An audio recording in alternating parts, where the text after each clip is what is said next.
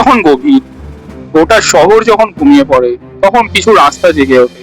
কিছু রাস্তা যেখানে শুধু গাড়ি চলে না, চলে অভিশাপ। আজ আমরা কথা বলবো পৃথিবীর এক ভয়ঙ্কর রাস্তা নিয়ে, হাইওয়ে 60, যাকে অনেকে বলে রক্তের রাস্তা। সো হেই গাইস, আমি বিপ্রসি আননোয়াল অফিসিয়ালসে তোমাদের সবাইকে স্বাগত। চলে এলাম নতুন একটা ভিডিও নিয়ে। সো বেশি কথা না বাড়িয়ে ভিডিওটা শুরু করা যাক।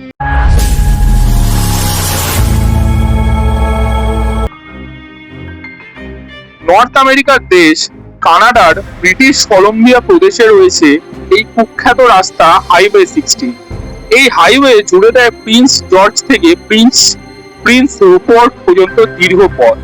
এই রাস্তার একাংশ পরিচিত হাইওয়ে অফ টিয়ার্স নামে। 1970 সাল থেকে শুরু করে বহু নারী, বিশেষ করে আদিবাসী তরুণীরা এই রাস্তা থেকে রহস্যজনকভাবে নিখোঁজ হয়েছে। অনেকে আর কখনো ফিরে আসেনি, কেউ ফিরে এসছে, কিন্তু কেউই জীবিত নয়। হাইওয়ে 16 এর দুই পাশ ঘন অরণ্যে ঘেরা। রাত হলে সেখানে এমন নীরবতা নামে যেন এটাই পৃথিবীর শেষ প্রান্ত। স্থানীয়দের মতে অনেক সময় গভীর রাতে ড্রাইভাররা রাস্তার পাশে এক তরুণীকে দাঁড়িয়ে থাকতে দেখে। সে হাত তোলে, লিফট চায়, কিন্তু গাড়ি থামলেই দেখা যায় সে আর নেই, শুধু কুয়াশা আর পিছনে ভেজা রক্তের গন্ধ।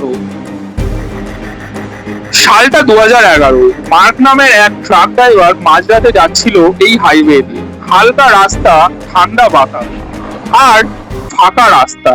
হঠাৎ সে দেখে এক মেয়ে দাঁড়িয়ে আছে রাস্তার ধারে। লাল জ্যাকেট, লম্বা চুল, মুখ দেখা যাচ্ছে না। মার্ক ভাবে, এত রাতে একটা মেয়ে একা একা এখানে কি করছে? হয়তো কোনো বিপদে পড়েছে। এটা ভাবা মাত্রই সে তার ট্রাকটি থামায়। মেয়েটি ট্রাকটিতে উঠে বসে চুপচাপ। মার্ক জিজ্ঞেস করে, তোমার বাড়ি কোথায়? মেয়েটির মুখে কোনো উত্তর নেই। কিছুক্ষণ পর মার্ক লক্ষ্য করে তার পাশের সিট ভিজে যাচ্ছে। সে নিচে তাকিয়ে দেখে রক্ত। হঠাৎ মেয়েটি ধীরে ধীরে তার দিকে মুখ ঘোরায়। মার্ক দেখতে পায় মেয়েটির চোখ নেই, চোখের জায়গায় শুধু ফাঁকা গর্ত। মার্ক চিৎকার করে ব্রেক কষে। গাড়ি থেমে গেলে সে দেখতে পায় যে সে একা। সিট পুরো শুকনো, কিন্তু দরজার বাইরে ভেজা পায়ের ছাপ লক্ষ্য করেছে। হাইওয়ে 16-এ 50টিরও বেশি নিখোঁজের ঘটনা নথিভুক্ত হয়েছে। অনেকে বিশ্বাস করেন এটি হয়তো কোনো সিরিয়াল কিলারের কাজ, কিন্তু প্রশ্ন হলো, কেন এত বছরেও রহস্যের পুরোপুরি সমাধান হয়নি? কেন এখনো রাতে এই রাস্তায় একা চলতে মানুষ ভয় পায়? তার উত্তর কিন্তু এখনো অধরা। সে তার উপস্থিতি টের পায়। অনেক ড্রাইভার বলেছেন রেডিও হঠাৎ বন্ধ হয়ে যায়, জিপিএস কাজ করা বন্ধ করে দেয়, আর গাড়ির হেডলাইটের সামনে হঠাৎ কুয়াশার মধ্যে এক ছায়ার অবয়ব দাঁড়িয়ে থাকতে দেখা যায়।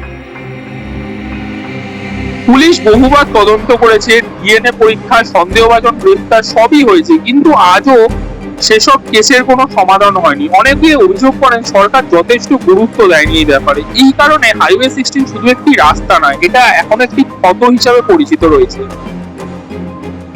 ভাবুন, আপনি একা গাড়ি চালাচ্ছেন, রাত তখন 2টো। হঠাৎ রিয়ার ভিউ মিররে দেখলেন পিছনের সিটে কেউ বসে আছে, কিন্তু আপনি ভাবতেন আপনি তো কাউকে গাড়িতে তোলেননি। তাহলে ধীরে ধীরে সে মাথা তোলে, আর আপনি শুনতে পান একটা ফিসফিস আওয়াজ, আমাকে বাড়ি পৌঁছে দাও।